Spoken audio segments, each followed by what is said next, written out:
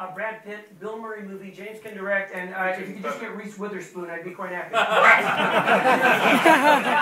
Very talented. She'd be Brad's co-star. That's a Go project, by the way. Yes, front row, please. Down here. Front of the orange. Hello. To Kermit and Piggy, really, though James probably chip in. They're not here, but they're very important. Jason and Walter. Now, let's speak for them a little bit. What have they contributed to the film? Oh, an enormous amount. Jason wrote the film along with Nick Stoller. He was certainly the star of the film, along with Walter. So he wrote this movie? Well, they didn't actually write the stuff that you did, because it sort of wrote around the things that you did. Oh. You know, remember that book I gave you a long time ago? There's lines in it. Remember that? The thing you ignored and gave back to me. Like a big document. That was the script. That was the script. Yes, it was. I'm sure it was very good. And Walter, you know, Walter's sort of kind of the epitome of the ultimate Muppet fan in a way. Actually, a lot like Jason. But yeah, I mean, we always love our fans all over the world. We have like 3, and it's nice to pay tribute to them. There's a gentleman right in the 5th row. Hi guys. So for the movie, there's loads and loads of great cameos in there. My personal favourite was Jim Parsons' cameo. I thought it was great. Yeah. With it's a secret. Yeah, he knows about it. Anyway, I was just wondering, were these celebrities like beating the door down to be in this movie just because of the Muppet name, or did you have very certain people in mind? And for Kermit and Miss Piggy, did you have any particular favourites of all the cameos in the movie to work with? It's a great tradition in Muppet films of amazing cameos. We had a very clear idea of who we wanted, and there was that brilliant thing that pretty much everyone we asked said yes, and not only yes, but thank you for asking us, and can I bring my kids along as well? So it was really lovely. So often on set, there are a whole load of kids on set watching us work, and they meet Kermit and Piggy, and it's a lovely environment to work in. Hard to pick a favorite because they were all really wonderful and great to work with. For me, it's hard to pick because I didn't really work with any of them. I did most of my scenes on green screen. Sort of managed Piggy. Better that way. Do you insist upon that? Oh yes. Yeah. Kermit, of course, less successful on green screen. It doesn't work so well. I sort of look like an ad for ping pong balls. Let's take the 5th row now. There's a lady here in the blue shirt. Or might be purple. I'm not sure. Okay, let's go to the 7th row, because and then we'll come to you in the blue shirt. Kermit and Piggy, you often play, well, you always play variations of yourselves in the movies. Do you worry about typecasting, and do you feel being unfairly excluded from non-amphibian and pig roles? Frankly, a little bit. I tried out for a couple of other roles over the years that I didn't get. I'm not sure I should. I think I should. Absolutely. Well, I was Yoda.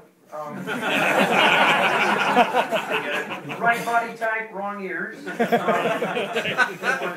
the Incredible Hulk. Right color, wrong body type. So it's tough. It's tough. I really, I don't mind playing myself. I rather prefer it actually.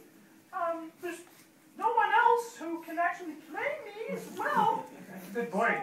Yes, and you know, I don't have to do any research for the role, so I like that part too. That's true. Nice and easy. Okay, that's the lady in the 5th row. Thank you. Kermit and Piggy, when Eddie Murphy pulled out of hosting the Oscars last year, there was an online campaign to get you guys to host. Yes, which I started. Thank you. But is it something you consider in the future?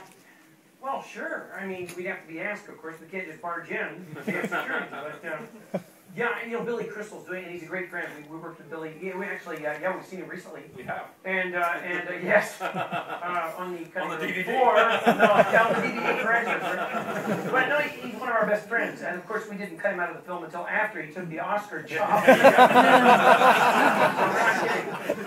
It would be wonderful, you know, I don't know, with the song being nominated, maybe we'll join in and help sing it or something. Yeah, I always thought they'd be fun. They'd be brilliant hosts, of course. Yeah, but that'd be great. I'd slightly rather be there picking them up and giving them out. Yeah, that's true. That's true. I don't know, I just don't feel right being a part of an institution that continues to ignore the contributions of take actions. And there are a lot of them, too. Yes. Take a stand right here. I'm going to say lady in front row. We've talked a bit about cameos. I wondered if you could talk specifically, James, about Dave Grohl's involvement and whose idea that was, what it was like working with him. Well, we knew we had this character called the Muppets, who are this sort of terrible tribute band to the Muppets who just go through the motions from cats, basically. And so we thought it'd be fun if it had an animal component, a human component to it. And obviously Animal is a natural, he's a fantastic character. And then you think, well, who are the world's greatest drummers? And, all drummers in the world love Animal. And it's just, that's just a fact, I think. And so we asked Dave, and he sort of jumped at the chance of doing it. And there was a great moment he walked on set with that ridiculous Animal outfit, which is like this weird shabby trousers and a sort of weird waistcoat, and basically nude underneath. It's absolutely amazing to look at. But he loved it. He was brilliant. And the other thing is, he doesn't actually play the drums. He's just doing a little shaking thing. So maybe waste opportunity there. But he was great. He was fantastic. Yep. Excellent. Back to Animal. I think this may be the last question. Kermit, it isn't easy being green, as someone once said, but since you were last on the big screen, Shrek has become a star. Do you regard him as a major rival? Well, you'll have to ask him yourself. Of course you can't. You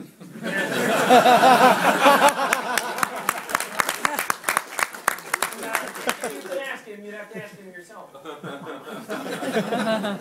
think we've got time for just one more quick one from Ben here in the front row. Just pass it on, thank you. Guys, you've been going now for 50 years, and I wondered if you might talk a little bit about the Muppets phenomenon. Well, I've been going here for 20 minutes. That's a phenomenal thing. You should say phenomenon.